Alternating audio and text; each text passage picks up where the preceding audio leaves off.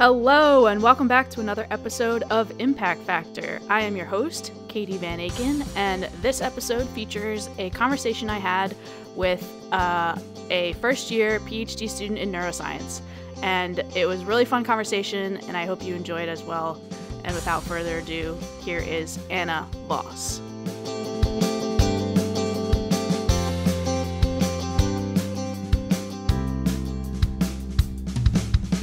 All right, well, so let's get started. So Anna, we just met just now. Yes. And that's super cool. But the coolest part about that is I know none of the answers to these questions. So we're going to start from the beginning. So where did you go to undergrad and what did you study? So I went to Emory University. It's in Atlanta. And I studied neuroscience and behavioral biology was my major. And my minor was quantitative sciences, which is basically like an all-encompassing computer science slash statistics minor. Interesting. And so, yeah, so my background, I started in research in high school. And I was working in computational genetics. So I was doing genome-wide association studies, very computational work. So I wanted to incorporate that in undergrad. So that was my minor. In high school, you were doing computational genetics? I was. Yeah, that's cool. I Did you like genetics at that point, or was it like whatever was sort of available to you?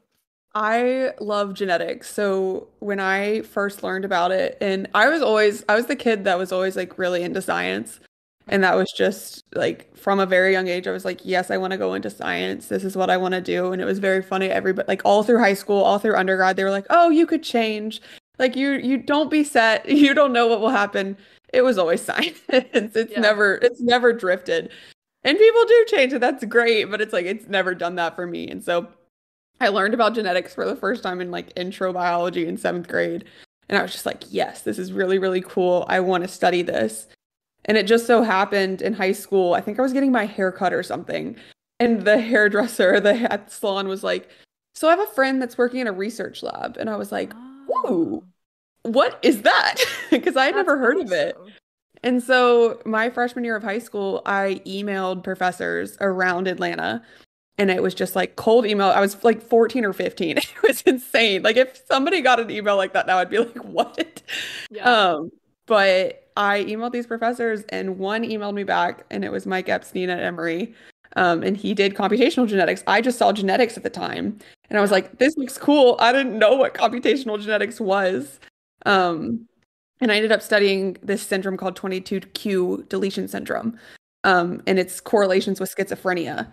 And so I did a lot of like the data cleaning and I learned how to code. And yeah, that was my high school experience. Very not common at all, but I loved it. But props to him too for like Oh my gosh. replying and like Yes. letting you in, right? Like when I was an undergrad, we actually did have a high schooler who wasn't I'm not entirely sure he was interested, but his mom was interested in him being like part of the Yeah. lab. So like she Yeah. would drop him off during and I was like in charge of him.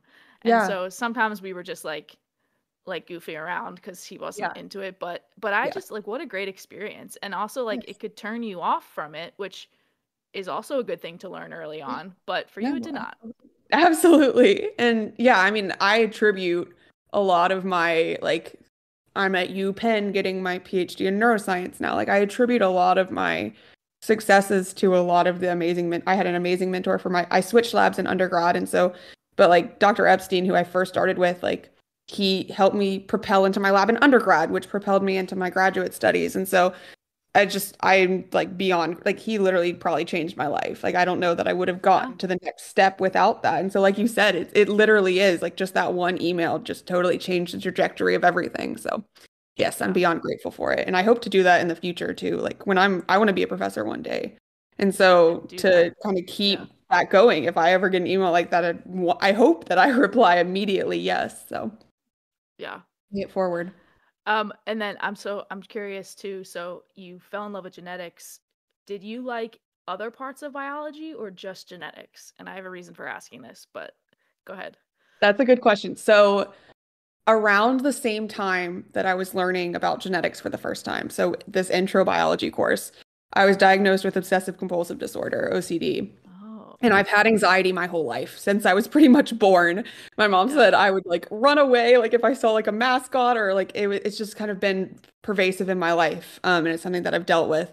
But then in seventh grade and middle school, I was diagnosed with OCD, and it's this very like frustrating disorder in that you can't like, I know that these compulsions that I do based on obsessions are not logical. They don't make sense to me. Like, and especially as a scientist, I'm like, this, like, I shouldn't be wanting to touch this 10 times. That doesn't make sense. Yeah. And I really wanted to figure out why this was happening to me. Like, I just had this question of like, why is this happening to me? Like, there's nothing. Because then at the same time, when I was diagnosed, my therapist and psychiatrist were like, we can give you medicine, you can go to therapy, but you have a chronic condition. Like, it's going to be with you for the rest of your life. And Yeah. that really, really frustrated me to the point that I was like, what is the cause of this? I need to figure it out. Need And to then I understand. learned about genetics, and I was like, I started asking my parents, and I found out my dad had OCD, and I was like, oh my gosh. And so it just made me, it was immediately interesting in the sense of the disorder.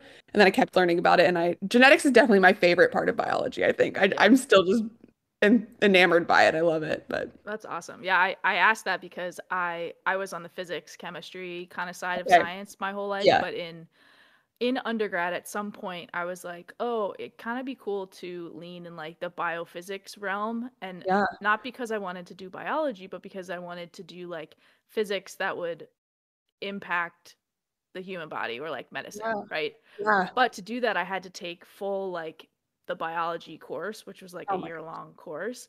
And Yeah. I had so much trouble except for the quarter with genetics. Like that was the only quarter that I did well in. So I don't know, It's something about it. It very, has like a logical, like there's a exactly. mathematic, quantitative part to Exactly. it. Yeah. I think that's what it is. That's part of the reason that I really like it too, because it's like, especially like those intro courses, like Punnett squares. Like we can very much Yeah. map this out and see what's happening here.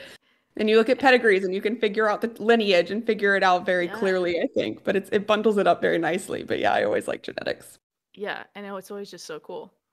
Um, okay, well, that was great. So all right, so you're a high schooler getting experience in a lab at Emory, and Yes. then you end up going to Emory and Yep. you switch labs, and we'll talk about that in a second. But what is your, what is your pursued field at that point or major?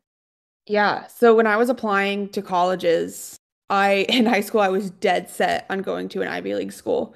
I Yeah, was like, same. I want to go. Princeton was my dream school at that time. Same. I I was like, I want to go to Princeton. I didn't end up getting in, and I went to Emory, clearly.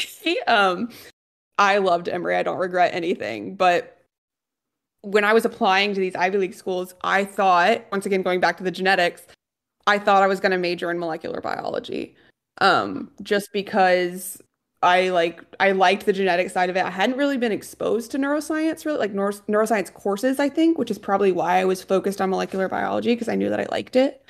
But when I got into Emory and when I decided to go to Emory, they don't have a molecular biology major. It was neuroscience or general biology. And I knew I didn't Oh, want to do general biology because that was yeah. like ecology, evolutionary biology, like just very broad. And Yeah. I knew that I was specifically interested in this one aspect of it. And so I was like, biology's cool, but I would rather focus on this part. Nice. Um, so I majored in neuroscience, and that was how, like, right after I started taking classes, like, neuroscience made sense given that I was interested in psychiatric disorders, and it was just kind of taking my question about OCD in a different perspective rather than the very molecular level. I said, okay, broadly, what's happening in the brain right now? Yeah. And so that's kind of the direction I took when I chose Emory. Cool.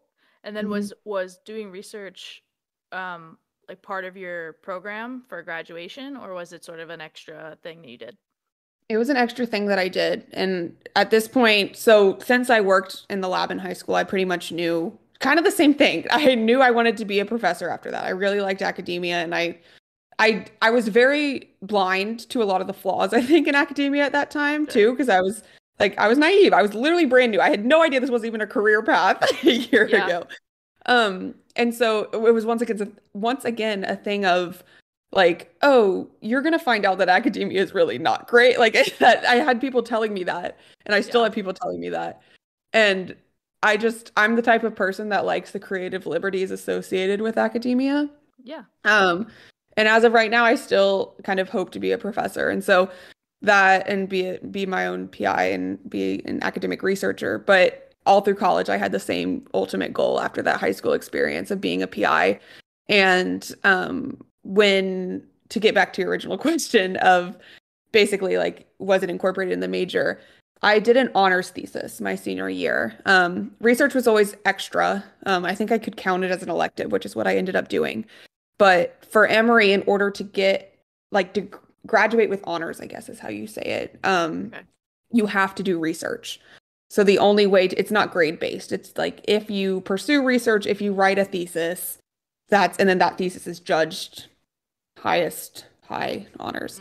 Gotcha. Um, and so I did my honors thesis on the project that it's currently in review at Nature Neuroscience, which I'm very proud of. But Cool. that paper, yeah, so that was kind of like the culmination of my work in undergrad. And so that was a nice like tie-in that Emory had, I think, of like allowing your research to really be part of your academics. But other than that, it wasn't really associated with like it wasn't required for coursework.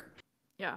But you knew that it was, I assume at that point you knew that it was important that you continue to do that since that was going to be your career path.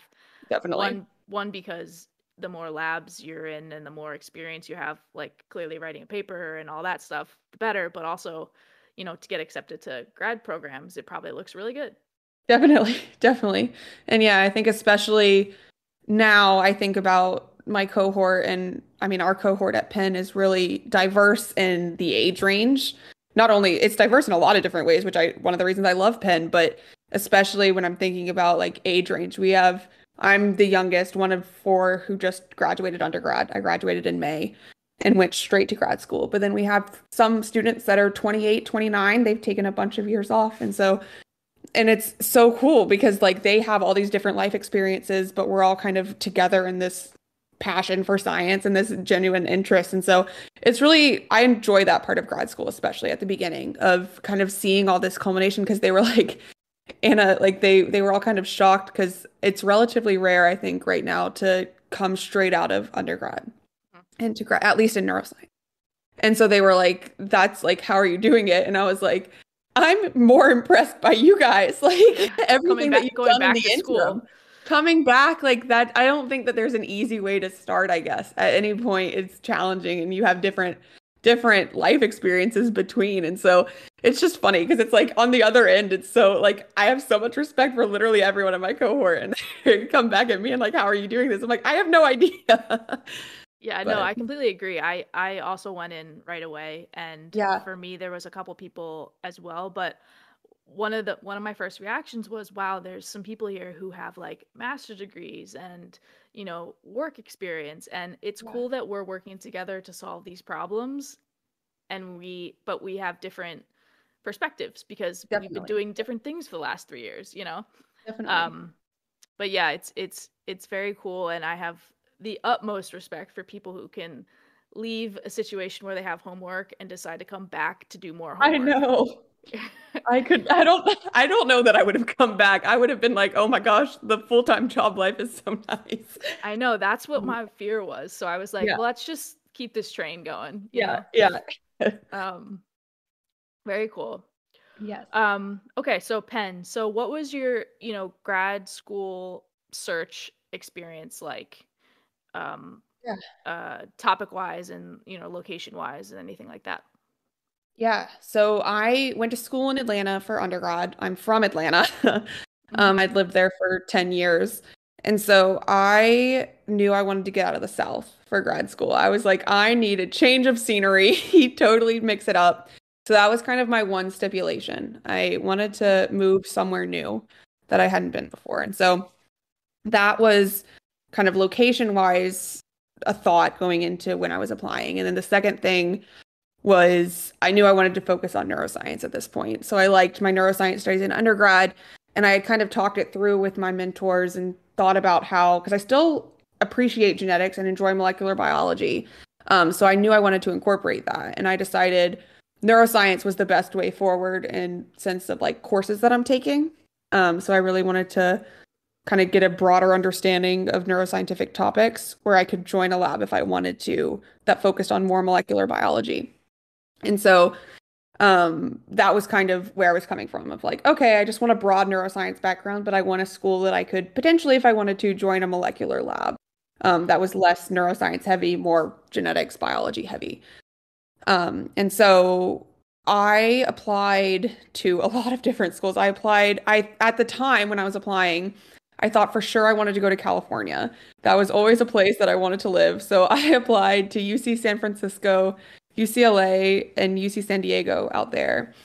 And I got into all three. I was very fortunate to get on into all three. And I remember like they fly you out for these recruitment weekends Yep. in the spring. And I got into Penn, obviously. And then I had previously gone, this was like every weekend back to back. I had flown to UCLA, next week in Penn, next week in San Diego, next week in San Francisco. And I think that was the most overwhelming thing I'd done because I was still taking classes in undergrad. I think that was the hardest thing for me of coming directly from undergrad. That portion, it wasn't writing the applications because I could do that on my own time. It was the every weekend I was gone, and that was Yeah. really challenging. But at the same time, you're like you kind of feel like a baller because you're like all these places It was are like great. Yeah. hosting me and trying to convince me to come, and you're like, this is It the literally coolest was. I'll ever feel.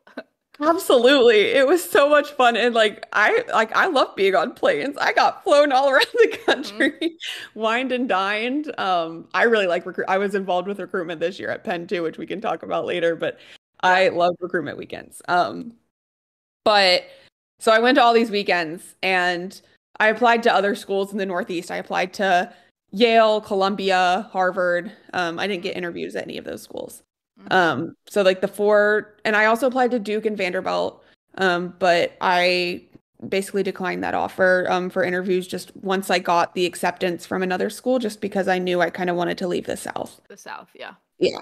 It had nothing to do with the schools itself. I was just like, I can't do it. It's Like, good. It should go. I was It like, should absolutely go into your decision, yeah, yeah. And I was like, they had great neuroscience, great academics. I couldn't, I wanted to leave so badly at that point.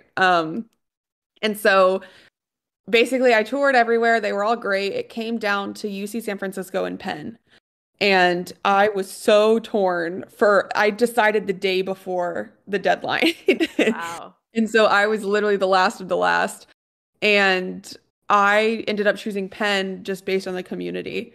The people that were at Penn just seemed so happy and so genuine in who they were and the support for their cohort mates and everyone around them.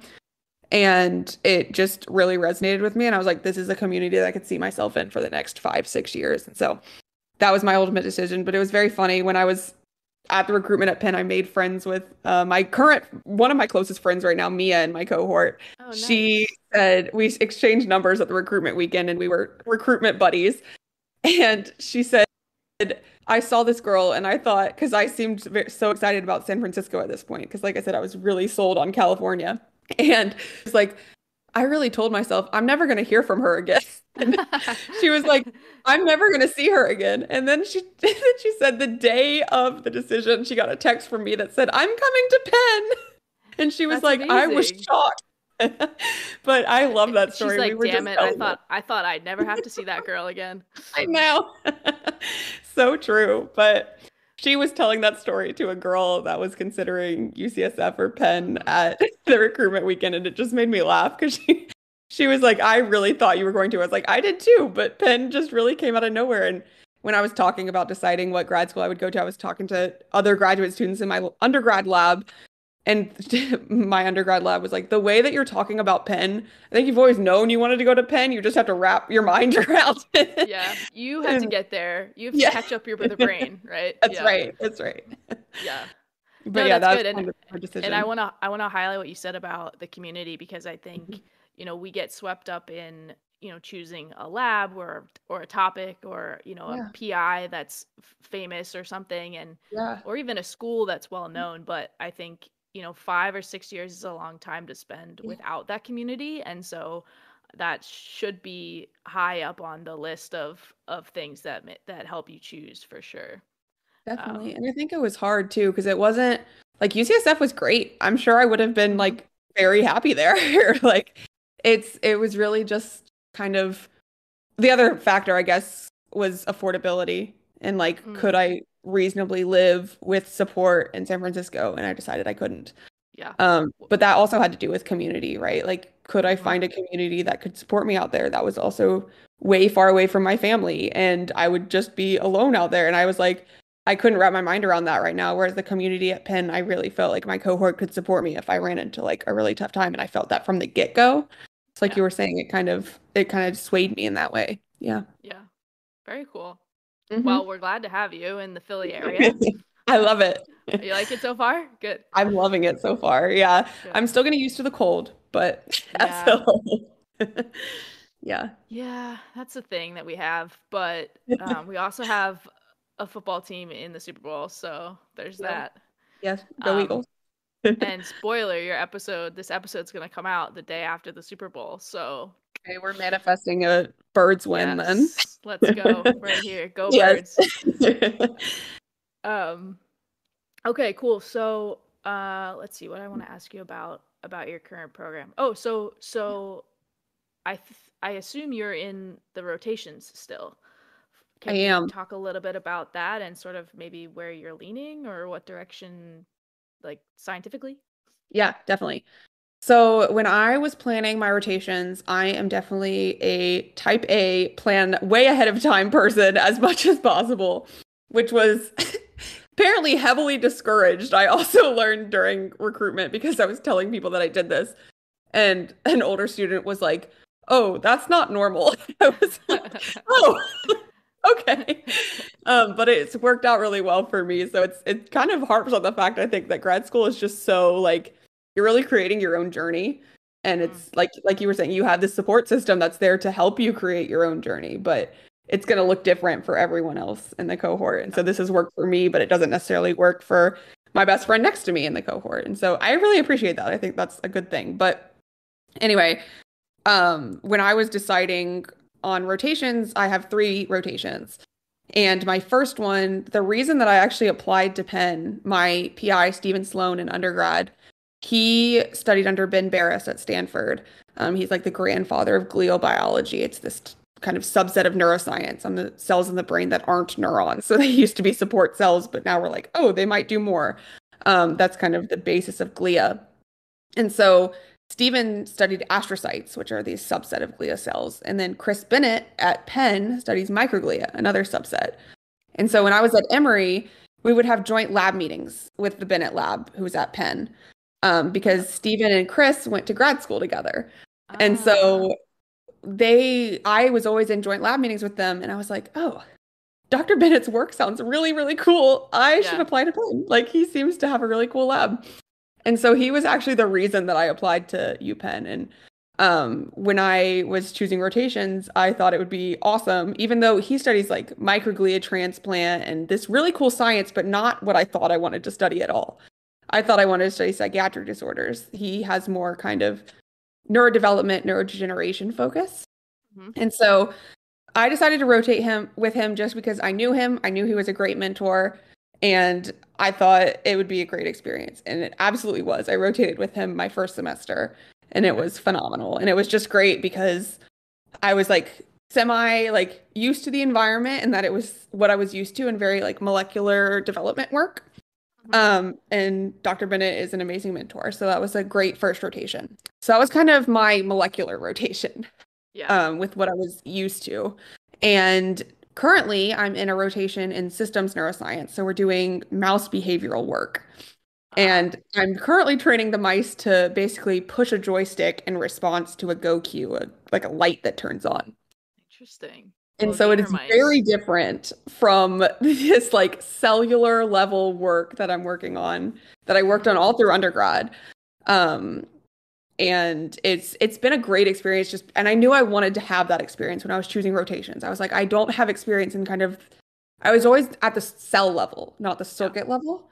Yeah. And I was like, I don't even know if I like the circuit level just because I've never had exposure to it.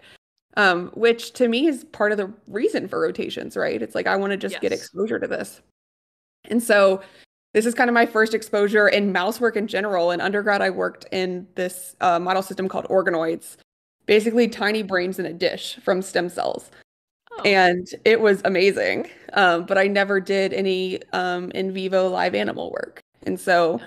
that's super common in neuroscience. And so I wanted to have exposure to it. And that's been amazing so far. And then my third rotation is in epigenetics, actually. And so Okay. I'm going back to my genetics roots and kind of seeing where that takes me. So that'll be at the end of the semester. And I am honestly not leaning one way or another right now. If you had asked Great. me which one I would predict that I would end up in, it would probably be the systems one because this current lab that I'm rotating in, they study OCD specifically. Mm. So they have grants on OCD, and that's always what I wanted to study. But everything kind of took me by surprise, especially in Dr. Bennett's lab, where I was like, oh, this is a really cool, like this topic is still really cool, and I could apply psychiatric disorders to it. And there's a lot of ways that I can take it. And I've been really lucky, I think, in both of my rotations so far that everyone has been amazing and super supportive of wherever I end up. So I unfortunately don't have a clear answer of what I'm leaning towards yet. That's fine, actually. Your answer Yeah, is just gives me optimism that, the process works, right? it Because does. It there does are, work. some programs that you sort of hit the ground running with a lab, which is that's what mine was, and I wouldn't have changed that because it was Yeah. super helpful for me. But um, for going back to your comment about, the journey is your own, Mm. taking that year and a half or the three opportunities to kind of test the waters a little bit and really design your path for yourself, I think is such an important experience as a PhD student. Yeah, I really appreciate it. And I think it is the type of thing where it's like you said, like I know plenty of people. I have a friend that's in a cognitive psychology program, PhD program that he just started, and he like it was a direct match like you had, where it's just straight into Yeah. a lab, and he really likes it. And it's like I think that can be very hit or miss, like if you end up with a PI that works with your mentorship style and vice versa. But it's also like there's benefits to it, right? You can jump in and just start or Yeah. automatically, and then the rotation side of it, it's like, well, you do have to spend a lot of time kind of feeling the waters and kind of getting your ground running. But on the pro of it is that you can really work and keep rotating because Penn specifically is very flexible. You can rotate as long as you need to until you find a mentor that works for you, Yeah. and vice versa, you work for them as well. Very cool. So there's pros and cons. Are you expecting to TA at all and do some of that other stuff? I am. I really like teaching a lot. I TA'd in undergrad. I'm an intro to neurobiology course, and we have one requirement at the beginning of third year to TA. Um, but I am hoping to do even more than that. I am currently in an outreach class. It's like an elective for us where Oh, we're cool. teaching high school students Nice. at a local West Philly high school, and they come to Penn every week, and we have the same students, so we can really build relationships with them. Yeah. And we're just teaching them like basic biology, what made me fall in love with and end up where I am with biology broadly. And so I'm really loving that class. I really am passionate about outreach and kind of, especially since I started so young, kind of getting high schoolers involved with science and K through 12 broadly, really, and just kind of showing them what a career in science could look like, even outside of academia. Yes. So I really like that. I hope to keep doing that. And yeah, I really want to work with undergrads as well. So at all Yeah. levels, I hope to keep teaching. Good. Yeah, I mean, from your, your career goals of being a PI, it's nice to hear that you like teaching, right? Because Yes. some people like the research so much that they want to go into academia for that, but that's not it, right? Yeah, Um, and those I feel like end up being the teachers that you just do not enjoy having, right? Like they're right. just the people that's just like, oh yeah, this is a requirement we want to get through. Where Yeah. it's like, no, like that's a fun part of the job to me. Like I enjoy that part. So yeah, I like that. Yeah, that's great. And incorporating it along your PhD training process is good too, because then, it's not so scary when you're a PI and you have to teach class, right? Definitely. Very cool. Mhm. What else? Are you involved in anything else outside of things? You said you did recruitment weekend. I did do Is there recruitment anything weekend.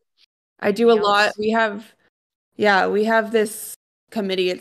We call it GLIA, which is this cell type that I use to study. It's graduate-led initiatives and activities. Oh, And so they kind of organized recruitment and outreach stuff. I've just volunteered at the Science Museum, the Franklin Institute. for Mm-hmm. another high school outreach event. And so that was really fun. That's kind of like the science extracurricular side, I guess. And then in college, I was a rower. And so I like to row at Boathouse Row on the Schuylkill in Oh, Philly. super cool. And so yeah, I keyword try to stay in shape. But it's always been a stress relief for me. So like I decided very early on, I was like, oh, I'm so overwhelmed with classes in grad school. I was like, I'm so stressed. What am I going to do? And I was like, why am I so stressed? Oh, I haven't been rowing. Like I haven't Yeah. been working out. And like one of my friends on the team I was rowing on was like, I tried to do grad school alone. And he was like, but I realized that I can't do grad school without rowing. And I was like, Huh. yes, that is me. Like I Interesting. cannot function. He was like Well, because it's rowing. part of your routine, right? It's like something you Yeah. did all 4 years of college. Yeah. And it's just Yeah. like it's very much a stress release for me. And it's like if I don't do it, then it's like it just kind of it's exercise in general probably, but it's just Mm-hmm. like the importance of exercise in grad school. But yeah, for me that's how like some people like paint or crochet. For me that's rowing and Yeah. I have to make time for it very purposefully. Mm-hmm. But it's one of the things that I'm never gonna sacrifice, I don't think. Like it has to be done in order for me to kind of keep going. And I've even very quickly within the first year of my graduate education, I've realized that. That's great. But yeah. That's great. And the purposeful, include, you're only going to get busier, right? So like Yes. making sure you give time to it. And luckily you picked a city with a river I right know. inside of it. I love it. Very cool. I've actually never met someone who like rows at Boathouse Row, which is, Yeah, I going hear by it it all a the lot, time. which is so funny to me. Like it's Yeah. such a big landmark. It is, and Yeah. like, but like, I guess I just like paths don't cross, and maybe they do. I just we don't talk about it. But Yeah. like I see people rowing. Like, there's always Yeah. people there. When I was at Drexel, there was a Drexel team. There's a Penn Yeah. team. They Yeah. go there all the time. But Yeah. I just had no Yeah. connection with it. No, But it's a very I'm niche community, I think. yeah, Yeah. very cool. Yeah. Yeah. Um, yes, great. Yeah. So okay. So what did I? Let's see. We covered that. Um, nice. So, any other hobbies you have outside of work? So I'm definitely very Gen Z in that I am very obsessed with TikTok. And at the Oh, yes, beginning I of this wanted to talk year, about this. yes, at the Yes, beginning go of ahead. this Go ahead. year, I made a science TikTok account called Anna the Okay. Astrocyte. That's my plug. And I kind of fell off of it for a little bit because classes got super overwhelming. But I was just thinking the other day about basically making more content and restarting it for recruitment weekend. Mm-hmm. But basically, the premise of it and the original idea behind it was kind of making like a the goal was to reach a broad audience and tell kind of the general public about what a PhD looks like, what is involved with it, what's the day-to-day look like. And there's other accounts out there that do this. But this just kind of fueled my obsession with TikTok and Yeah. I'm really into science communication and kind of ways that we can make our science applicable, like and kind of helpful to the general public, just like you're doing with this podcast, kind of like just getting information out there because it's sparse in a lot of ways or unable, Yes. like not easily able to be found. And so TikTok was a great mechanism for that. And so I do need to get back into it. But that was also kind of my communication hobby on that side, and I think it's really fun. So that's my Good. side project. Yeah, and I appreciate the plug. There's, Yes, this is where we share each other's work, right? And it's a so shameless plug. it's a shameless plug. And so that's very cool. And I hope you keep doing it because I agree. I Yeah, think that I was talking to someone I went to grad school with. I was trying to get him to come on the show, yeah, or we were talking about what we were gonna, because he posts a lot on LinkedIn about like academia, and I was like, come yeah, on the show, we'll have a conversation about something specific, like Chat yeah, GPT or whatever, yeah, something, yeah, some topic, and um, I was like, when you think about it, like Gen Z right now in 10 years they're gonna be professors, yeah. and It's then wild. in 10 years professors are going to be using TikTok. So, one of the ways to Yeah, sort of promote that communication is to get it into the methods of communication that the kids are using, right? Definitely. I sound so old, but I say it too. Yeah. yeah. Yeah. Yeah, so No, I absolutely. agree. I'm thinking at some point I'm gonna maybe tackle the TikTok thing with this too, just You like get should. snippets of my Yeah. interviews on there, because I'll hype it that's up. Yeah. yeah, that's exactly what it is. It's just getting the information out there, because otherwise it's an unknown, and then it's scary, and then Exactly. it's misunderstood, which I feel like, Definitely. even with those three letters after my name, sometimes I feel misunderstood just Yeah. because there's assumptions made. Yeah. Yeah. Definitely. Definitely. So, very cool. Mhm. Um, all right, so I'm gonna ask you my two wrap-up questions now. Okay. One of them is, can you talk about something challenging you faced?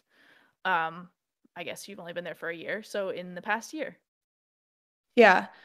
So I think something that kind of threw me off when I first started graduate school was the overload that would be classes. Everyone, especially at the beginning and when I was going through recruitment, um, was like, oh yeah, classes like grades in grad school, like you just kind of have to pass. You have to get through and understand the material, and grades don't really matter as much. Um, but kind of the initial balancing of classes with my rotation, with moving to a new city was insanely challenging for me. Mhm. And I think this was true for a couple other people in the cohort as well. And it was something that I don't like. I think I was honestly kind of cocky in that I was like, oh yeah, I've seen a bunch of friends go through grad school. Like it'll be fine. Yeah. And it did throw me off at first because these classes, they were really, really difficult and Hmm. definitely not a walk in the park. And for a second, I remember just freaking out that I wasn't even going to pass. We got Right. through, everybody got through. It was totally fine. But Nice. it was that moment of just like, I am overwhelmed. Yeah. Also, when I stopped rowing, and it was just kind of this conglomeration of everything all at once. And I think that was definitely like, it was probably, we started school in late August. It was probably early October. And I had just kind of, I realized where I was and just kind of like fell into this hole. And I think like really leaning on my support system in my cohort that I had developed was key to getting me out of that. Like basically saying, hey, I'm struggling like with classes, with thinking that imposter syndrome, really, of thinking Hmm. that I may not make it out of here, like out of this class, basically. And they really kind of held me and reassured me basically like other people are feeling this too. Like it's not an Yeah. easy task.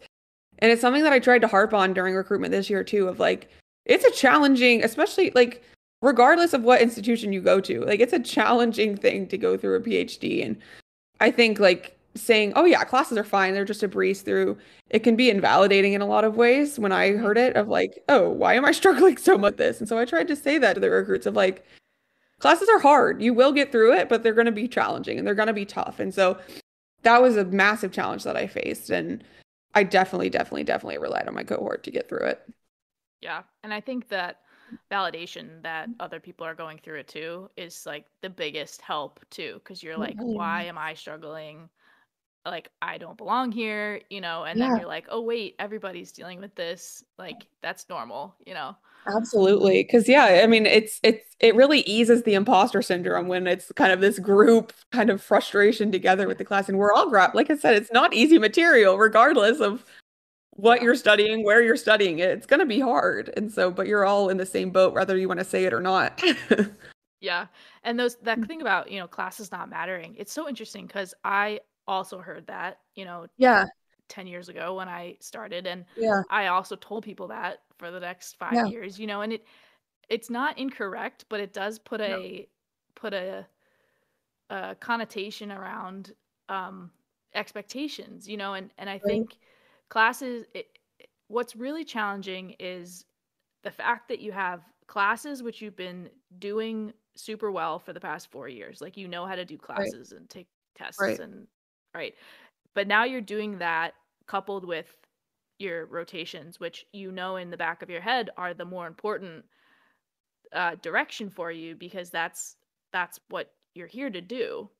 And right. so you're sort of balancing your high achieving class personality with, needing to spend Absolutely. time doing other things. And And even though you could get a B in class, it's almost hard for you to let yourself do that and prioritize Yes, other things, right? definitely, definitely.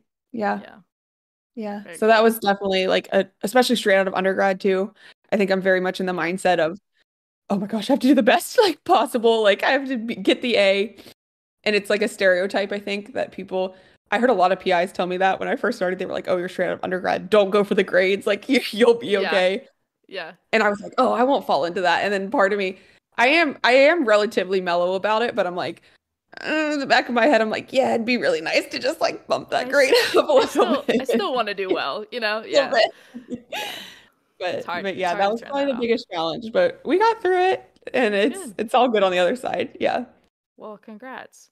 You Yeah. got through it. So related to that, do you have any advice you would give to yourself? Maybe it's related to that, maybe not, but Yeah. go ahead. I think it is related to that. Yeah, of basically using kind of I thought that I had like this clear picture of what my PhD was going to look like. Like I said, I have my life all planned out. Like I thought it was going to go so smoothly and it's like there's everybody it's so funny too because I feel like there's so many cliches about like how, oh yeah, PhD is a marathon, not a sprint. Like and they Mm-hmm. all ring so true. And I don't think there's a better way to say that even like through those cliches of like there's ups and downs that I've already faced. And there's these peaks and valleys that are constantly happening. I have the biggest high where I got data in my rotation, and that was like you have one piece of data and it's massive for rotation. Small Um, victories, it's big. that's right. That's You right. know? And we partied. Like we were like, "Oh my gosh, yes, we need a cake now." Um, and then you have days where you just want to go home and sit on the couch and be a couch potato because it was the longest day of your life. Yep. And I think just preparing, like the advice would be to basically see it through, keep your head up. Like everyone is going through it. What I was saying, Mm-hmm. everyone is going through it. Like it made me feel so isolated at first of once again the imposter syndrome. I'm too young to be here. I'm like not ready. I'm not smart enough to be here. And I still struggle with all of that. But I found ways through my support groups, through my networks of basically trying to kind of push those fears down and saying, you're going to get through it. There's going to be highs that make you say, yeah, this is why you're here. This is why you do science. And I Yep. think that'd be the advice. Stay level-headed and get through the valleys so you can reach the Peaks and peak. valleys. Yeah. Mhm.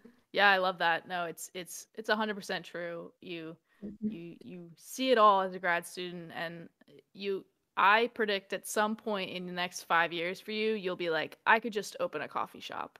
You Yeah. know, that's like that's Start the a farm. go-to. That's the Yeah, classic coffee shop, bakery, farm. bakery. Like that sounds so nice compared to what It I'm doing does. right now. So, stick it Yes. out though. It's worth it. And I interviewed my mom a few weeks ago on this show because she has her Yeah. PhD, and it was fun to talk to her after I don't know how many years, but she was like, honestly, like a lot of it I don't remember, but I do look back on it as like an accomplishment, and Yeah. and I look back on it with the good memories, not the bad. So, Yes. Yes.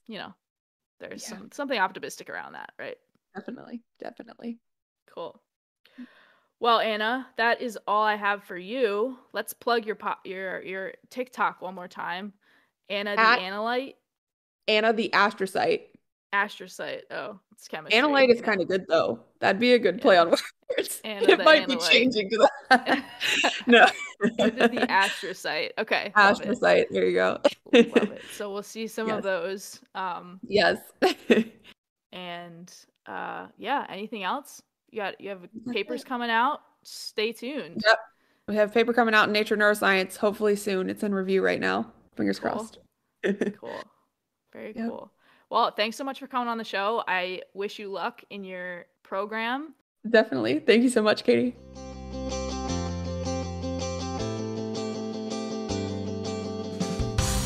Thanks to Anna for coming on the show. If you or someone you know wants to be interviewed on Impact Factor, feel free to reach out via Instagram and follow us for updates at @ImpactFactorPod.